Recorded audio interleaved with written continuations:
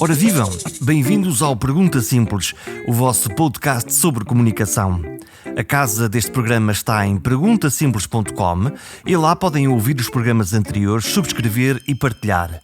Hoje o verbo é motivar.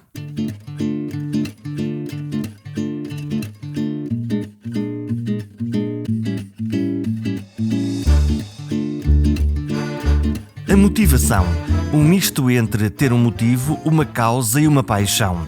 Motivar um grupo de pessoas ou motivar-nos a nós mesmos é uma arte com muitos segredos. Saber o que queremos, sentir o que desejamos e enfrentar aquilo que nos mete medo. As equipas de alto rendimento sabem que o resultado final pode, afinal, depender e muito da maneira como todos remam para o mesmo lado. E para isso precisam de uma motivação. Jorge Sequeira é professor universitário, foi candidato a umas eleições presidenciais e trabalhou com jogadores e equipas de futebol. É, no fundo, um motivador profissional, usando a arte da palavra. Passa muito do seu tempo a motivar pessoas e equipas. Sabe quais são as teclas das nossas emoções e faz-nos acreditar em nós. E isso, como sabemos, é importante. Nesta conversa falamos de heróis como Éder e sobre comuns mortais como nós mesmos que sentimos ansiedade e medo. Quanto ao Jorge Sequeira, o tempo de pausa forçado foi bem aproveitado. Como é que eu estou a viver? Enfim, é um bocado paradoxal, eu estou a viver isto razoavelmente bem. Não porque eu seja um otimista, um pateta alegre, que tudo é bonito, que tudo é florido, nada disso. Aliás, até uso um conceito que não é o otimismo, mas o otimalismo, que é um otimista, mas realista. Eu sou otimista porque acho que tudo isto vai acabar bem, não é? Vai correr tudo bem, como diz o arco-íris no cartaz. Mas realista porque sabemos que estamos a passar talvez um dos piores períodos da nossa história contemporânea. Por isso há que estar aqui e ter isto balanceado. Em termos pessoais, estou a viver isto, enfim, digamos que fiquei sem trabalho, por isso é que eu estou contente. Fiquei sem trabalho, olha que bom. Era o sonho de muita gente, era ficar em casa sem trabalhar. Por isso eu realizei o meu sonho prematuramente. Estou a ser um bocadinho irónico, mas o meu trabalho vive muito de comunicar ao vivo, em palco. Tive o prazer de estar em grandes sítios, grandes, pequenos e médios, mas o meu trabalho é fazer o keynote speaker, é esse o nome bonito, fazer talks em sítios como o CCB, como o Coliseu, como o Campo Pequeno, e muitas salas de hotéis para as empresas, kick-offs, essas coisas todas, meetings e por aí fora. E isso acabou tudo. O que é que eu fiz? Fiquei em casa, como todos os portugueses, ou quase todos, deveriam ter ficado, e, entretanto, fiz uma coisa que estava para fazer há muito tempo, que era escrever um livro. Por isso é que eu estou relativamente otimista e aqui com um certo vibe, porque estou na expectativa de que esse livro saia, porque eu já não vou para novo, e andava sempre a dizer, eu para o ano vou fazer isto, parece aí um clube de futebol que para o ano é que vai sempre, eu andava sempre com a história do para o ano. E agora, quando me vi em casa, sem nada para fazer, em termos daquilo que era um cotidiano muito agitado, correr o país de um lado para o outro, disse é desta. Peguei na caneta, que eu ainda sou homem de caneta, peguei na caneta e no papel e comecei a escrever, tornei-me quase compulsivo, obsessivo, e digamos que neste ano, que já levamos de pandemia às costas, acabei de escrever o livro. O livro chama-se Dar ao Pedal. Escrever um livro sobre quê? Qual é o tema? O livro tem um título, enfim, curioso e bastante popular, que é Dar ao Pedal. É esse o título do livro. E de uma forma muito rápida, que é Dar ao Pedal. Fala das principais competências comportamentais e psicológicas do ser humano. E a palavra, ou as 3 palavrinhas dar ao pedal, cada letrinha é uma competência, é uma dimensão psicológica. O D é desculpas, é a gente deixar-se desculpas porque hoje não, que está a chover, amanhã está sol, agora joga Portugal, a gente desculpa-se e quando a coisa corre mal, acusamos os outros. Há uma certa cultura acusatória, muitas vezes nas empresas e na sociedade. A culpa é da polícia, a culpa é do governo, a culpa é do marido, a culpa é do filho, enfim, minha é que nunca é, a gente já sabe. Por isso o D é deixar-nos de desculpas. Já agora, porquê é que nós fazemos isso? Porquê é que quando alguma coisa corre mal, a culpa é sempre do outro? Boa pergunta, Jorge, é isso mesmo. Porquê? Porque eu costumo dizer, há uma pessoa com quem nós dormimos todos os dias E essa pessoa somos nós próprios. Eu durmo sempre comigo, mesmo que eu não queira, tenho que levar comigo. E eu costumo dizer, eu e qualquer pessoa, isto tem a ver com a condição humana, eu gosto de dormir com uma pessoa que vale a pena. Se eu não quero deitar-me comigo e dizer, opá, tu foste um sacana, tu foste indelicado, tu foste injusto, tu não foste razoável com aquela pessoa. Por isso, se alguma coisa correu mal durante o meu dia, eu prefiro dizer que a culpa foi do meu chefe, que foi do meu colaborador, que foi do governo, que foi da empresa. Por isso, assim, eu salvaguardo a minha autoestima Mas e nesse diálogo continuo. interno que cada um de nós tem, É mesmo quando, isso, diálogo quando, interno. quando vamos pomos a nossa cabeça na almofada, o estar a encontrar essa desculpa é uma maneira simpática de mentir a nós próprios? É uma grande aldrabice, é mesmo isso. Há que lhe dar um nome. O Jorge estava a ser eufemista, simpático, mas eu vi que estava a sorrir. Exato, é uma aldrabice isso. Porque de facto não é verdade. Isto na psicologia, nós na psicologia gostamos de dar nomes assim estranhos às coisas. E chama-se egoísmo atribucional. Nós atribuímos aos outros quando a coisa corre mal. E atribuímos a nós próprios quando obtemos sucesso. De facto, isso é uma pequena aldrabice que surge, é um bug, é quase que um defeito que nós temos no cérebro. E há muitas pessoas que nos estão a ouvir que dizem assim: mas eu não sou assim, eu quando faço alguma coisa errada, eu até dou o braço a torcer e assumo as responsabilidades. Os outros é que são assim. Só por ser que os uns estão a pensar assim dos outros. E se vocês que me ouvem estão a pensar assim, é porque esta tese faz sentido. Não sei se E então o que é se que, foi o meio que, é que, baralhado. o que, é que nós podemos fazer, cada um de nós, não o outro, para poder mudar esse comportamento? Ou se é que faz sentido mudar, se calhar uma mentira piedosa em relação a nós próprios pode ser até um bom caminho para continuar a prosseguir na senda do sucesso? Estamos aqui a dar grandes ensinamentos. Ou seja, se mentirem um bocadinho não há stress. Nós estamos em grande. E eu quase que até diria isso, a mentirinha piedosa, porque nós se também imputarmos a nós próprios tudo de que acontece no mundo, a pandemia, a culpa é minha, o facto de não ter dinheiro, a culpa é minha, o meu filho tem negativa, a culpa é minha, o carro avariou, a culpa é minha. Se eu também começo a atribuir a mim próprio tudo, eu daqui a bocado sinto-me um caco, estou com a autoestima rasgada, a minha autoconfiança está absolutamente também deteriorada e eu daqui a bocado entro num espiral de desânimo que já nem me apetece sair de casa porque estou deprimido. Claro que nós aqui temos que ter esta coisa relativamente bem balanceada. Temos que ter consciência de nós próprios, porque nós também atribuirmos aos outros tudo que de mal nos ocorre, nós não vamos fazer nada para mudar. E se visamos a excelência, a melhoria contínua, o progresso, a aprendizagem, temos que perceber que volta e meia cometemos erros. Eu costumo dizer que errar é humano. Assumir o erro é sobre-humano. Porque as pessoas raramente assumem o erro. O erro é sempre de alguém que está ao lado. Quem estiver à mão, ou quem estiver em cima, se for o chefe, ou quem estiver em baixo, se for o colaborador. Por isso, esta questão das desculpas é algo que também consegue inquinar a nossa mente. E dentro daquilo que eu falava do livro, o D, desculpas, o A é quase a sua antítese, é o acreditar. É a autoconfiança que é relevante. O R do dar é resiliência. O A, atenção, foco. Não nos perdemos. Eu se vou numa estrada e começo a olhar para o lado, se passa uma miúda na estrada, eu corro o risco de ter um acidente porque me distraí. Por isso temos de ter foco, quase como numa equipa de futebol. Se entretanto os jogadores estão a discutir com o árbitro, a equipa adversária pôs a bola na área e marcou o golo. E porquê é que perdemos o jogo? Não porque fomos fisicamente mais débeis, não porque não estivemos taticamente bem, mas porque, digamos, mentalmente não nos conseguimos focar. E outra equipa só precisou de marcar um golo para ganhar o jogo. Porquê? Porque nós estávamos distraídos, que é ao contrário do foco. Por isso há a atenção e o objetivos. Objetivos. Quando não sabemos para onde vamos, nunca existe vento de feição. Nós temos que traçar um caminho, sabermos para onde vamos, nem que esse caminho seja um bocadinho complicado, porque às vezes já há pedras no caminho.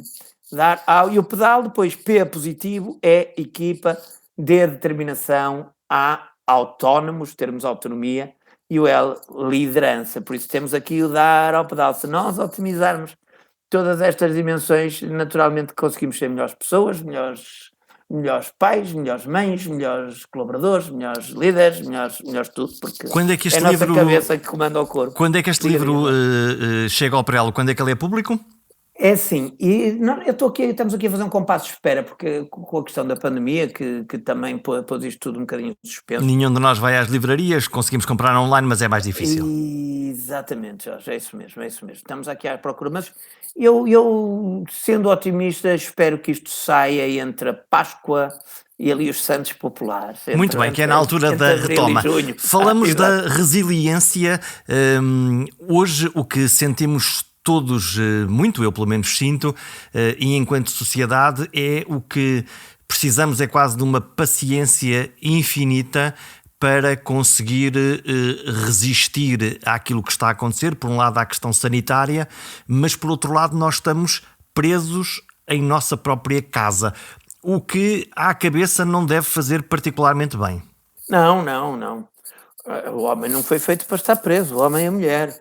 Nós somos, até biologicamente, precisamos de movimento, precisamos de encontrar com pessoas, precisamos de apanhar chuva, precisamos de apanhar sol, precisamos de vento na cara, precisamos de ouvir passarinhos, precisamos de fugir aos cães que nos querem apanhar.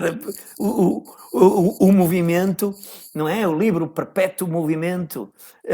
E nós precisamos de um perpétuo movimento, não só físico, mas também mental. Por isso isto é completamente contra a natura. Aliás, como nós sabemos, o pior que se pode fazer a uma pessoa, ou das coisas piores, é prendê-la.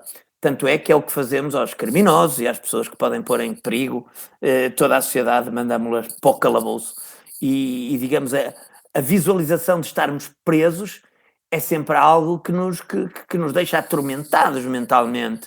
Agora estamos presos não como um presidiário, porque esses não têm as condições que habitualmente as nossas casas, para aqueles que vivem confortavelmente em casa, têm, mas não deixa de ser uma limitação brutal para a qual o nosso cérebro, a nossa emoção, a nossa relação não está programada. Por isso andamos todos a inventar, a dar cabeçadas na parede, limpa-se o pó 50 vezes, telefona-se, não sabemos telefonar, se vamos para o Facebook achamos que somos uns inúteis, se ler, também já estou cheio de ler, ou seja, parecemos umas baratas tontas, em bom rigor. É isso que explica que nesta panela de pressão os diálogos em casa se possam tornar mais agrestes, ou então a ausência de diálogos? É isso, Jorge, muito bem visto. Há uma expressão gira.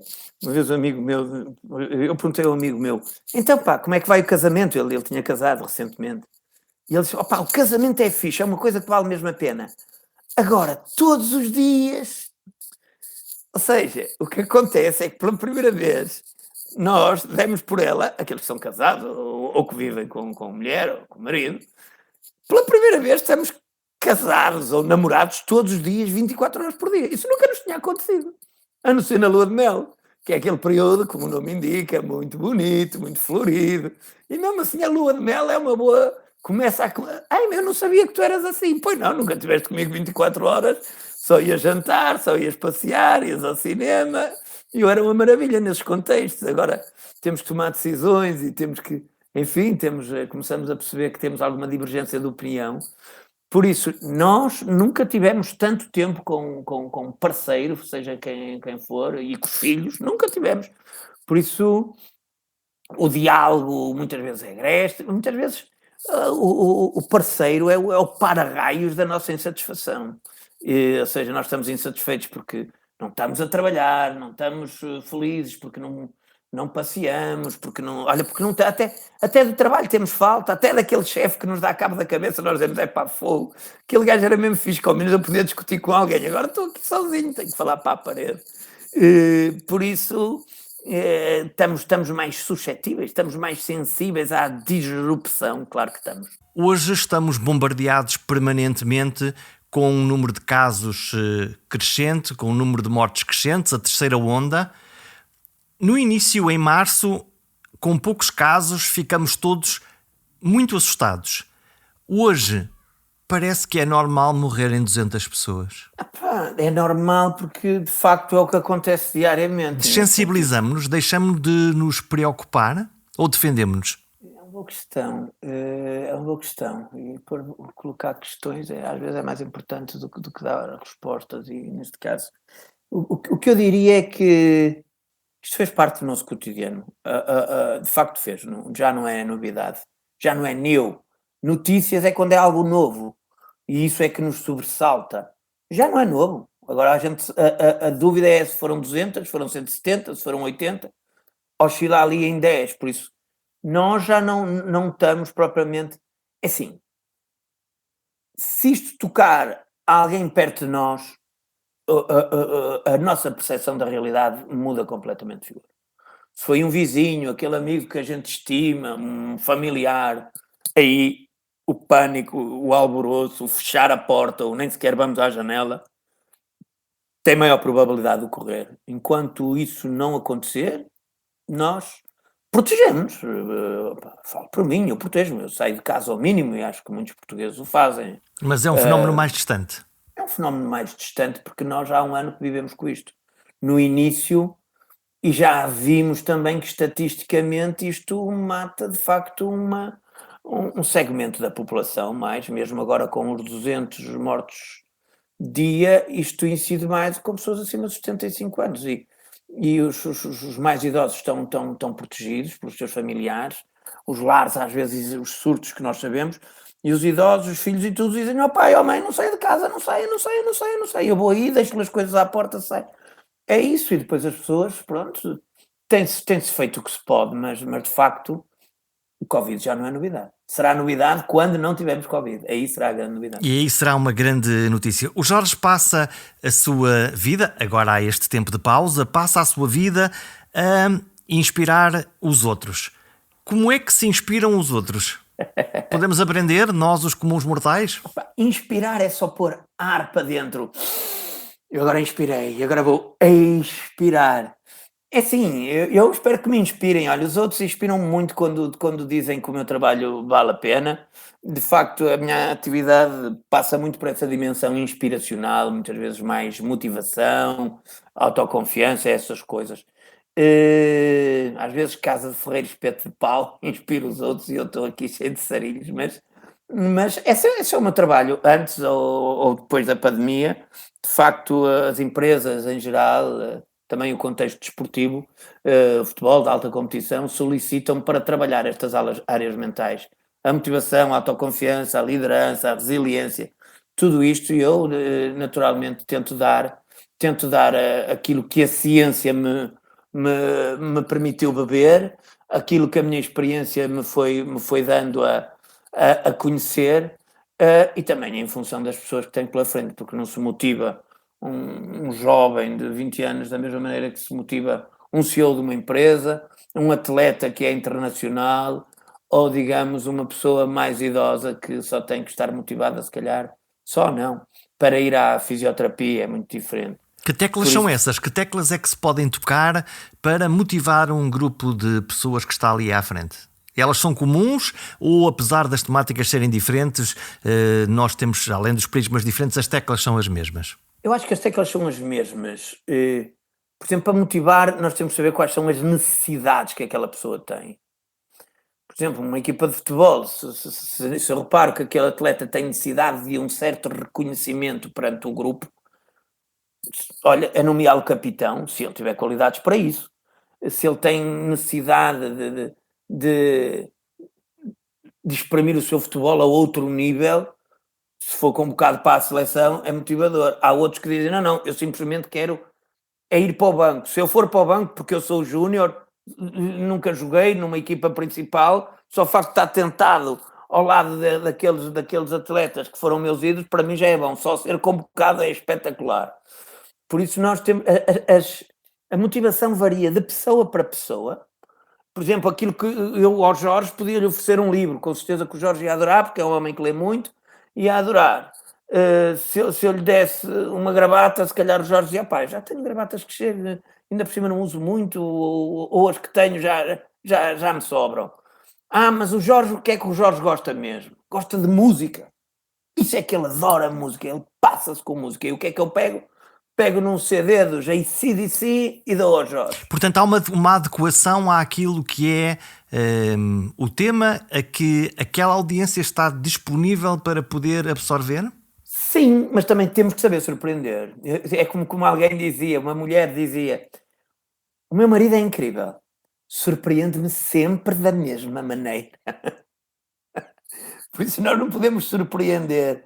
Eu tive o prazer de conhecer 2 homens suecos brilhantes, estão no top 10 dos melhores pensadores de estratégia empresarial no mundo, e ele dizia: "Nunca te deixes surpreender, torna-te a surpresa." Por isso nós temos que ter a ousadia de tentar surpreender, porque para mais do mesmo não fazemos falta nenhuma. Ninguém nos quer ouvir, ninguém quer ouvir, se aquilo não tiver qualquer coisa de diferenciador, eu digo: "Então para que é que eu perdi o meu tempo? E o meu dinheiro, se for o caso, e a minha disponibilidade que podia estar a fazer outra coisa." Por isso, temos que surpreender, temos que ser ousados, temos que ir mais longe, temos que procurar, digamos, algo que também seja útil para aquelas vidas, para aquelas pessoas, para aquela empresa, para aquela organização em particular. Sabendo que estamos sempre em constante mutação e aquilo que hoje surpreendia, olha, falámos há pouco do Covid, aquilo que nos surpreendeu há um ano já não nos surpreende hoje. As surpresas é como a outra, não podemos surpreender sempre da mesma maneira. Por isso, nós temos a única constante da vida é a mudança. Por isso, nada se perde, tudo se transforma. Eu até prefiro o contrário. Tudo se perde quando nada se transforma. Nós temos que estar em constante transformação e nós muitas vezes pensamos: é o mundo que está a mudar e eu tenho que acompanhar o mundo. Nada. O mundo sozinho não muda. Sou eu que mudo, é o Jorge, são os amigos que nos ouvem. Nós muitas vezes vamos a reboque, temos que acompanhar a mudança. Eu acho que o ideal é que a mudança nos acompanhe a nós. Se nós tivermos, olha, o Jorge está a fazer um podcast, podia estar quieto e sossegado, está a provocar mudança, convidando pessoas para refletir acerca da vida, que porventura vai tocar outras pessoas, que podem concordar ou não concordar, que depois até vão discutir, e já estamos aqui a dar o primeiro pimparote na mudança de qualquer coisa, na reflexão, que pode ter influência em casa das pessoas, na empresa, seja lá onde for. A partir daqui nós já não controlamos mais nada. E então, e porquê é que nós, sendo a mudança um facto da vida, quando ouvimos falar da mudança, um novo chefe, uma nova empresa, uma nova possibilidade, trememos que nem varas verdes e fechamos-nos no casulo para ver se a tempestade passa depressa? É verdade. Novo chefe. É verdade. Há aquela que às vezes é assim: como é que tu sabes que fizeste as coisas bem na tua empresa? Como é que tu sabes que estás a ter um bom desempenho? Como é que eu sei? Quando o meu chefe não diz nada. Quando o meu chefe não diz nada é que eu sei que estou a fazer as coisas bem. E se não diz assim: opa, estou tramado. Porquê? Amanhã vou falar com o meu chefe. Ou seja, quando vamos falar com o chefe, parece que dali não. É para nos pormos um pouco em sentido. Mas esta questão que colocou, e bem, nós, como é que nós, perante esta novidade, nós temos medo à mudança. Eu costumo falar de um conceito que é abraçar a mudança. Porque nós não abraçamos a mudança, nós, de uma forma geral, rejeitamos a mudança. Isso não é. Ou senão, o que é que nós fazemos? Quem é que é a favor da mudança? Vamos, dedo no ar, até convido os nossos ouvintes a pôr o dedo no ar. Quem é a favor da mudança? E toda a gente diz: eu. Toda a gente acha que se deve mudar coisas. E depois, quando perguntamos: e quem é que aqui acha que deve mudar? E aí já vemos menos mãos no ar, e as mãos que se põem no ar já vão de forma muito lenta. E eu acho que o mundo deve mudar, mas eu não devo mudar nada, porque eu estou sempre bem. Por isso, nós devemos abraçar a mudança, não a rejeitar. E, aliás, estes tempos pandémicos têm sido um enorme exemplo, nomeadamente ao nível das tecnologias, que nós temos que abraçar, sob pena, olha, de não estarmos a ter esta conversa como estamos a ter hoje, e eu que seria uma pena, pelo menos para mim, que é um gosto estar convosco. Por isso, abraçar a mudança, porque nós adoramos rotinas. O ser humano é feito de rotinas. Eu vou para o trabalho sempre pelo mesmo caminho. Eu em Lisboa tenho, vocês em Lisboa, Porto ou outra cidade, mas falei de Lisboa, que é uma grande cidade, tal qual o Porto, temos 1000 restaurantes em Lisboa, 500, pronto, para não exagerar, temos secundariamente 1000, mas 500 restaurantes.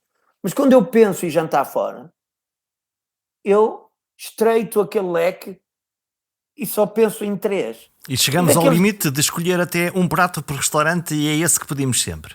É isso aí, Jorge. Nós temos tantas hipóteses de escolha e só vamos àquele restaurante e, como o Jorge disse muito bem, e dentro daquele restaurante é aquele prato. Por isso nós não gostamos da mudança. Se gostássemos da mudança, não íamos àquele restaurante. E se fôssemos até àquele restaurante, escolhíamos outro prato, mas não. Porque aquele prato não falha. E aquele restaurante, o empregado já me conhece, já sabe de que clube é que eu sou, já posso falar um bocadinho com ele de futebol.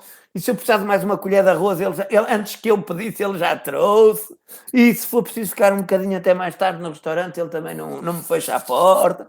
Nós adoramos hábitos. Eu gosto de viajar, toda a gente que diz. Mas depois, para onde é que vais de férias?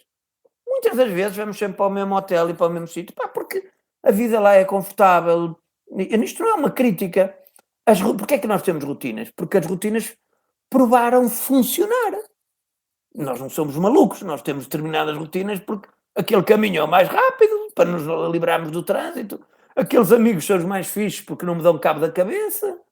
Têm mais tolerância para as minhas macacadas. Por isso que tudo que é mudar cria-nos o quê? Insegurança, incerteza, e também tem muito a ver com estes tempos pandémicos. E a incerteza corrói-nos a alma. Quando nós não conseguimos saber, prever o que é que vai acontecer no dia seguinte, ficamos desbaratinados da cabeça. Ficamos inquietos, ansiosos, como o Jorge falou no início.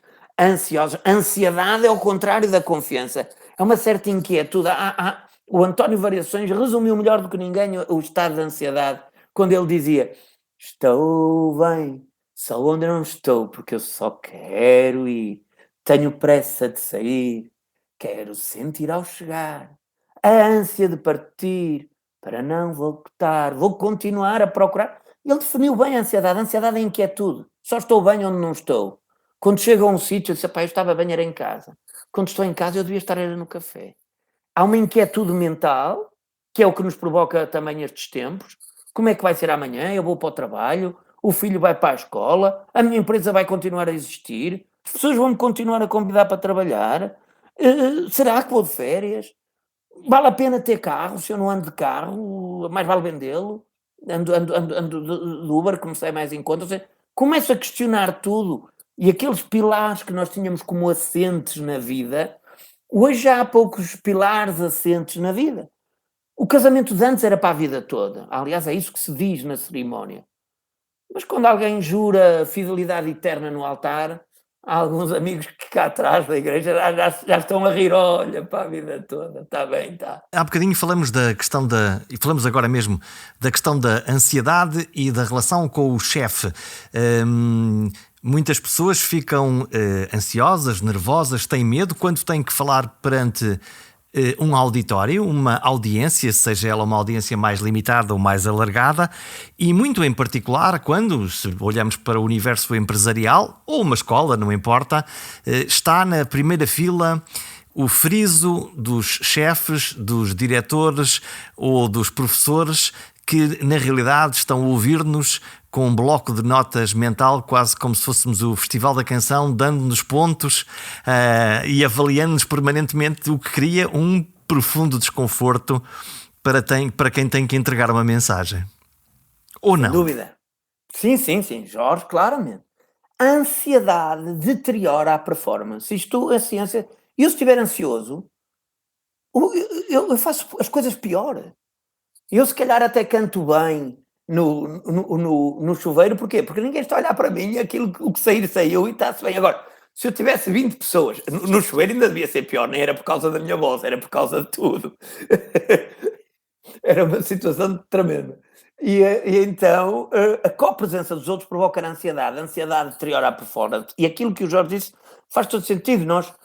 O nosso receio inibe que as coisas saiam bem. Aliás, o primeiro grande receio, por exemplo, nos Estados Unidos, que têm estas coisas bem investigadas e tal, é de falar em público. As pessoas têm um receio enorme de falar em público. Imaginarem-se num palco ou num pequeno auditório a falar para 30, 40 pessoas da sua empresa, ficam com uma fobia e não conseguem dormir na noite anterior, que ficam completamente em pânico. E depois os chefes, líderes, enfim, se nos colocarem uma maior carga em cima, É quase como um miúdo. Opa, tu amanhã tens que fazer bem o teste. Tu tens que cantar bem na festa de Natal. Tu tens que no jogo do futebol pelo menos marcar um golo. Tu tens este must be, esta obrigatoriedade cria uma carga tão grande que faz com que a probabilidade de que os nossos gestos e o nosso pensamento flua seja muito mais inibida. E daí a baixa performance é um instante. E os chefes e os líderes têm um papel importante. Aliás, eu costumo dizer, alguns chefes são como as nuvens. Quando desaparecem, fica um dia lindo. A sério. Porquê? Porque Que chefes são esses? O que características têm esses chefes? Boa. Então, agora estamos aqui a desvendar os podres. Daqui a bocado estamos tramados. Olha, já não. Mas, enfim. Que chefes são esses? Principalmente são chefes, digamos, controladores. Que em vez de terem gestão, têm microgestão. Que andam sempre atrás de nós. Mas olha, e tu já telefonaste? E tu já foste ao armazém? E já enviaste um mail? E o fornecedor vem hoje? Ou seja, andam atrás de nós como fossem polícias. Eles próprios, esses líderes, estão presos em si próprios, porque não conseguem fazer mais nada senão andar com uma lista de supermercado atrás de toda a gente a picar tudo. E não fazem nada. Não fazem nada. Primeiro desconfiam das pessoas. E depois comportamento gera comportamento. Quando alguém desconfia de mim, eu desconfio também dessa pessoa. Se essa pessoa se confia em mim, eu normalmente o que é que eu lhe quero dizer? Quero-lhe provar que sou digno de confiança. Por isso, esses chefes, como disse bem, o que é que eles têm? Têm uma coisa. O que é? Se colocarmos vedações à volta das pessoas, elas transformam-se em ovelhas. E depois nós queixamos, dizemos, mas aquele gajo não faz nada sem que eu lhe diga. Aquele colaborador não tem iniciativa. Aquele colaborador não tem um live digamos, de oportunidade. É preciso dizer-lhe tudo. Pois, mas já alguma vez este chefe, este líder, tentou fazer o inverso? Se calhar não tentou. Mal ele entrou, quando veio da faculdade, jovem, o rapaz vinha cheio de ideias, ou a rapariga, e ele disse, olha, para pensar, estou cá eu. Tu tens é que fazer o teu trabalho. Como se o trabalho não implicasse uma componente de raciocínio e de reflexão. Por isso nós o que temos que fazer enquanto líderes é dar aos nossos liderados, digamos, vontade de estarem lá, de não estarem a olhar pela janela a pensar que a empresa da frente seria melhor para mim, mas estar totalmente envolvido, chama-se motivação intrínseca, engage, que estamos lá com gozo, como alguém diria, faz o que gostas e não trabalharás um único dia da tua vida. Então, e o que é que podemos dizer? Vamos olhar para o outro lado, vamos olhar para o chefe ideal ou para o líder ideal. Como se comporta, como se porta este líder ideal para que a sua equipa renda o máximo? O que é que diz ou o que é que faz? O que é que faz o líder ideal? Fantástico.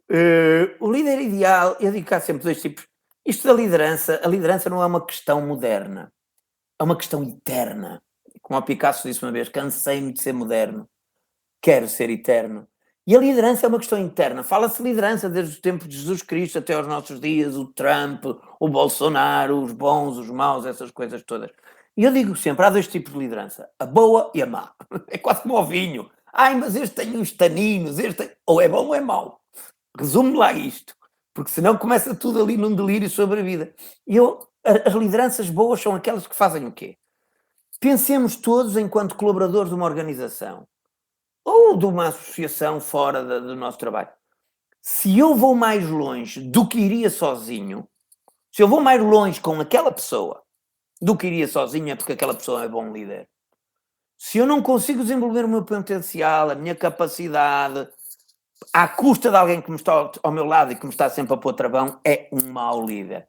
Por isso eu considero que há dois tipos de liderança, a mobilizadora e a inibidora. E posso aqui dizer duas coisas por oposição. Uma liderança inibidora. O líder serve-se do poder. Porquê é que eu quero ser líder? Porque ganho mais dinheiro, porque tenho mais estatuto, porque as pessoas me batem palmas, porque eu sou maior. Isso é uma liderança inibidora. Uma mobilizadora, o líder vive para servir. Alguém disse uma vez, quem não vive para servir, não serve para viver. Para servir, eu estou aqui ao serviço de uma comunidade, de uma empresa. E por oposição eu vou dizer aqui algumas coisas. Na inibidora é instrutor, na mobilizadora é um pedagogo. É implacável, na outra é tolerante. Lealdade cega, constante sedução. Encontra defeitos, identifica forças. Um líder inibidor está sempre a dizer: tu não sabes falar inglês, tu não percebes nada de tecnologias, tu não fechas a porta, tudo é motivo para pegar com o rapaz ou com a rapariga. Um líder mobilizador tenta identificar as forças. Opa, tu és muito simpático, ainda há bocado ouvi um telefonema com o fornecedor e adorei. Tu conseguiste fechar ali o contrato para com uma pinta, olha, parabéns. Estamos sempre à procura de encontrar as pessoas em flagrante a fazer as coisas bem feitas. É também alguém que vê na concorrência um problema, enquanto que os bons líderes veem nos oponentes uma possibilidade de evoluírem. São arrogantes, os maus, os bons são humildes. Fala de subordinados, o primeiro, os outros falam de colegas, de parceiros. Esta história de que o líder, há uma linha que separa. De um lado estão os liderados. O poderoso versus o povo. Exato, poderoso versus o povo. Por isso nós temos que criar condições, nós, os líderes, que conseguem promover as organizações e as pessoas. Há uma história absolutamente divinal que eu, se me permitir partilhar, que tem a ver com liderança, e que é com esta pequena história que eu fecho o meu livro. Eu fui candidato à presidência da República, estamos na altura de eleições, há 5 anos fui candidato. Levei uma cabazada tremenda. Eu estava muito deprimido com a vida, porque eu achava que havia de ganhar aquilo, claro que sim. Não, nunca achei que ia ganhar. Parece que é mais um Napoleão que saiu do manicômio. O que é que aprendemos dessa corrida eleitoral? Olha, aprendemos muita coisa. Eu gostei. Na altura, se me dissessem no dia seguinte se eu devia me ter metido naquilo, eu dizia, pá, tinha sido o maior erro da minha vida. Fiquei com receio que as pessoas me achassem um pateta, que até em termos profissionais ficasse um bocado descredibilizado, que deixassem de me convidar para fazer coisas. Aprendi que comunicar é muito importante. Não basta ter boas ideias, e não estou a dizer que as minhas ideias eram boas, mas comunicar é essencial. Às vezes, eu pensava que nas entrevistas era importante dizer sempre qualquer coisa diferente. Até que uma vez alguém de um canal televisivo me disse: não, pá, tu deves dizer sempre a mesma coisa. Eu, fogo! Mas eu acho uma seca, está sempre a dizer a mesma coisa. Ele, não, tens que repetir isso 20 vezes. É criar a consistência no discurso e meter a cassete e depois para que a mensagem passe. Exato. Disto se percebe o Jorge que é jornalista, exatamente. Mas eu era um anjinho. Eu cada entrevista que ia, dizia coisas diferentes. Não que me contrariasse, mas tentava ter uma narrativa que falava de educação, falava de justiça, falava do emprego, enfim, de outras coisas. E por isso eu acho que andei ali um bocado a patinar exatamente por isso. Eu devia ter pegado em 4, 5 linhas de força e martelar o tempo todo. É mesmo assim. Olha, foi uma aprendizagem, uma boa aprendizagem a partir desta questão que o Jorge me colocou. Mas então, eu a seguir, depois, eu quando entreguei as assinaturas no Tribunal Constitucional, eu pensei que aquilo acabava ali. Tipo, eu já tinha 7 meses a fazer aquilo, eu matei-me. Eu deixei de trabalhar, fiz coisas. Quando cheguei ao Tribunal Constitucional, eu recordo-me que saí do Tribunal Constitucional jornalistas. Jorge, e agora podemos ter a agenda da sua campanha? E eu, campanha? Eu estou morto. Eu para chegar aqui, vocês não imaginam. Ele, sim, mas nós precisamos saber qual é a sua agenda para tentarmos cobrir a campanha. Eu fiz campanha todos os dias e tal. Mas para chegar aqui à questão da história, e eu contextualizei, tendo em conta esta questão da candidatura, eu senti muito mal. Primeiro, o meu resultado foi péssimo. Depois, eu estava particularmente exausto do ponto de vista físico e emocional. E pensei que ninguém queria saber mais de mim, para o meu trabalho. Eu nunca tive ambições políticas, eu não sou político. Era um cidadão que achava que, aliás, continuo a achar que muitos dos cidadãos, alguns dos cidadãos que eu conheço, davam muito melhores deputados e dirigentes desta nação do que aqueles que nos dirigem. Acho mesmo. Conheço muita gente altamente competente, só por ser que dizem o que é política, só se eu estivesse maluco. Preferem estar nas vidinhas deles, ganham 5, 6, 7, 10 vezes mais, ninguém se chateia, batem-lhe palmas e eles tomam. Por um lado, eu até admiro os políticos, que alguns deles têm ali uma certa componente de sacrifício público até. E então, telefonaram-me dos Açores, passado 2 dias das eleições, e disseram: ó Jorge, não quer vir aqui dar uma palestra? E eu, o quê? Aos Açores? Nunca tinha ido aos Açores. Eu disse, está bem, vou, para abreviar a história. Eu cheguei aos Açores, porque eles disseram, nós gostamos muito das suas ideias, era uma associação empresarial, gente boa. E ainda por cima fui conhecer os Açores.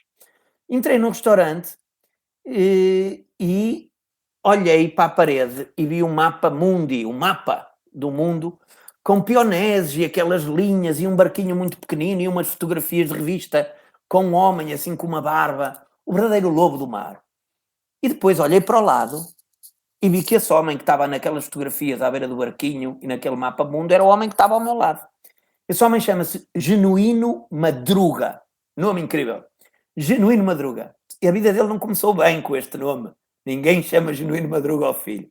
Costumo dizer que a melhor maneira, para, se quando tiverem dúvidas para chamar nome a um filho, vão à mesinha de cabeceira e peguem no primeiro medicamento que estiver lá, porque há nomes bonitos. Pancreoflat, Benuron, Voltaren. Opa, são nomes até franceses, alemães, que têm algum impacto. Mas não, o pai deste homem devia ser um homem de saúde e chamou o Genuíno Madruga ao filho. E eu perguntei ao homem, disse, olha, você é este que está aqui nas fotografias, à beira do barquinho? Ele, sou. E ele, mas isto aqui parece-me que você deu a volta ao mundo. E ele, é verdade, eu dei a volta ao mundo. Que incrível, eu adoro viajar, eu conheço 130 países, a minha missão era conhecer o mundo todo. E eu agarrei-me ao homem e não queria largar, porque eu queria que ele me contasse as peripécias todas. E ele disse, eu fiz isso, ele muito humilde, eu fiz isso e fiz a volta ao mundo num navio solitário. Só eu e o mar. Fui o primeiro português. E ele, fantástico. Eu, mas olha, tem ali outra linha, uma linha vermelha e tem outra verde. No mapa, e ele, essa verde foi a segunda volta ao mundo que eu dei. No navio solitário. Oh, amigo, você é maluco, mas disse aquilo com admiração. Porque... E, entretanto, uma senhora, isto tem tudo a ver com liderança, com comunicação, e uma senhora muito querida, entretanto, chegou à minha beira e disse, olha, pode sentar que já tem mesa, e acompanhou-me à mesa. A senhora era brasileira, chama-se Isabel. Eu andei-lhe a trocar o nome ao longo de muito tempo. Agora, finalmente, a verdade sobre essa história. E a Isabel, uma mulher super, super simpática. E eu vi logo que ela, enfim, no mínimo era namorada do Genuíno Madruga, que era o dono do restaurante. Um restaurante modesto, à beira-mar. E eu, a determinada altura, disse-lhe, Isabel, e então como é que vocês se conheceram?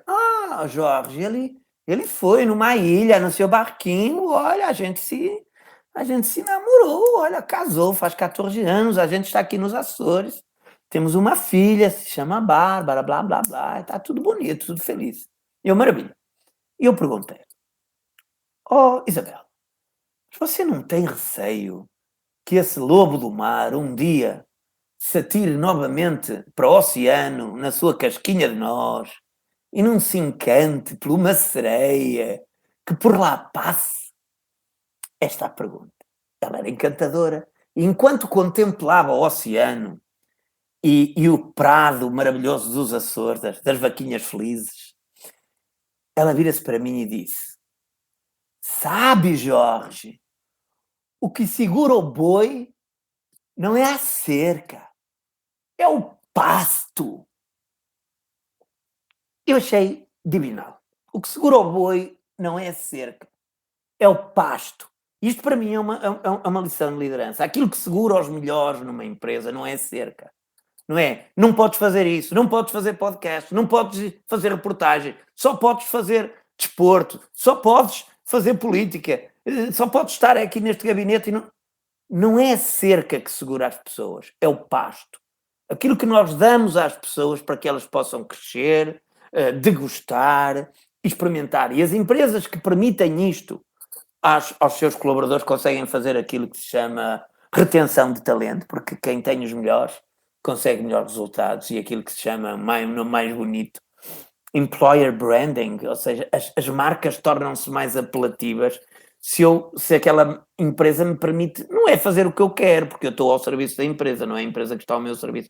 Embora as coisas estejam a alterar, agora as empresas quase que têm que apaparicar, muitas vezes os melhores são eles que pensam a andar. Mas esta história do pasto é muito importante para um líder. Nós temos que dar pasto, não é dar cercas, não é limitar. Não devemos limitar os desafios das pessoas. Devemos desafiar os seus limites. Ai, mas eu nunca fiz reportagens sobre desporto. Vais hoje fazer, vais ver que não custa nada. Até vais achar graça, os gajos vão discutir o árbitro, os adeptos vão fazer uma barulheira no fim do encontro, a dizer que o melhor é este, o pior é o outro, vais-te divertir. Ok? Esta é a forma de nós cativarmos. É quase, se queremos que é quase a história do passarinho. O passarinho deve vir para o nosso dedo. Se nós o fechamos, ele nunca nos vai amar, não é? É um pouco isto, e a liderança tem a ver com isto. O que é que... Quando eu olho para o futebol, fico sempre fascinado. E estamos com alguém que trabalhou com alguns dos melhores treinadores de futebol. O que é que a tribo do futebol nos tem a ensinar ou a partilhar connosco que nós possamos aproveitar na nossa vida do dia a dia? Não é preciso quase citar o Zé Mourinho, que obviamente é um treinador de um sucesso incrível a nível global, num dos mais competitivo dos desportos, provavelmente, ou o exemplo que está no nosso coração, Éder, o rapaz que nunca tinha feito nada de notável e escolhe o dia certo para fazer uma coisa absolutamente notável. E dê-nos uma lição a todos. Exato. Há uma música muito bonita da Whitney Houston que é Give me just a moment in time. O desporto é um momento na vida. Agarras o momento, soltas o cabelo. O Pedro Brunhosa tem um poema bonito sobre isso. Um momento. O desporto tem esta particularidade. É um momento. Enquanto que, imaginem que esta entrevista estava a ser uma desgraça, eu se calhar podia dizer ao Jorge, podias-me fazer o favor de gravar isto outra vez, pá, aquilo eu disse lá muitas asneiras. E o Jorge, como é uma pessoa simpática, era capaz de dizer, está bem, pá, a gente amanhã volta a fazer isso. No futebol não, se eu falhar o penalti, o árbitro não me deixa marcar outra vez. Eu não posso dizer, Sr. árbitro, estava a brincar, pá. Era para ver se não estava distraído. Também sempre com esse apito na boca, piu, piu, piu. Pensei que isto é um carnaval. Nada disso, temos um momento. E esse momento tem que ser vivido com muitas... E é uma metáfora da vida, o desporto. Porque nós na vida, a bola também vai à trave. Eu estava quase a conseguir aquele emprego e caramba, perdi para outro colega. Foi por um bocadinho. Eu já tinha passado 3 fases. Mas, como eu costumo dizer, a vida tem fases. Ou fazes, ou não fazes. E no futebol temos mesmo que fazer, sob pena de no dia seguinte sermos amados ou crucificados. É muito, digamos, esquizofrénico, quase, é patológico o desporto, porque hoje, se ele marcou o golo, é o herói, toda a gente o adora, toda a gente quer tirar fotografias com ele, autógrafos, ele até tem que fugir. Esse mesmo atleta, se falhar um golo no último minuto, pá, só não o matamos porque temos uma pistola na mão, entre aspas, obviamente. Dizemos que o gajo é um nabo, ganha milhões e faz uma asneirada daquela, até eu marcava aquele golo. É o fenómeno do até eu marcava. Por isso, o futebol tem muita analogia com o cotidiano, é a bola que vai à trave. É o levarmos um vermelho. Eu gosto tanto daquela rapariga, ando ali pai, há 3 meses atrás dela, já lhe mandei uma mensagem, já lhe entreguei uma flor, já sei, já a convidei para jantar, e ela assim na altura diz-me, opá, não te acho piadinha nenhuma, tu és uma seca. Isto é levar um vermelho, é sermos expulsos daquela história. E como é que fica a nossa autoestima, como é que fica a nossa vivacidade. Por isso, no desporto há uma analogia, e no desporto há um bocado, no futebol, esta ideia de que os mais fracos podem vencer os maiores. Há sempre uma ideia de herói, onde o Ederzito foi um herói. Um homem que na altura teve simplesmente a coragem de se atirar para cima dele. Quando ele pegou na bola, naquele lance, a maior parte dos portugueses pensaram, ou disseram mesmo, passa a bola, pá! Pô, o que é que tu vais fazer? Passa a bola! E ele começa a correr em direção à baliza, até que depois começaram alguns a dizer, atira! Gol! Não é? Ou seja, é preciso ter uma desfaçatez também, que é um bocado também a desfaçatez que eu gostaria de ter em algumas circunstâncias. Eu gostaria de chegar à beira daquela rapariga e dizer, opá, tu és mesmo bonita, amanhã vamos à discoteca. Mas não tenho essa desfaçatez. Tenho nada. E depois vejo o outro que fez isso e ela até saiu com ele. Eu digo, que caramba, fui mesmo burro. Se eu tivesse um bocado de lata, O Éder teve lata. Ousadia, be bold, atreveu-se. Por isso, nós podemos aprender muitos com esses atletas. Primeiro porque a mediatização do desporto é brutal. Uma coisa é eu fazer um trabalho aqui em minha casa sossegado sozinho, ninguém viu. Faço a que horas quero, mesmo que dê asneira eu torno a emendar. Aquela malta trabalha com milhões de pessoas a olhar para eles. Não é? Como em todas as coisas na vida, também a comunicação se treina. E a motivação é definitivamente crítica para que cada um de nós se expresse melhor e inspire os outros. Escrevam no vosso telemóvel ou computador www.perguntasimples.com. Lá podem subscrever este podcast, deixar um comentário ou partilhar com os amigos estas conversas. E não deixem nunca de treinar a comunicação. O treino, afinal, faz com que melhoremos em todas as artes da vida.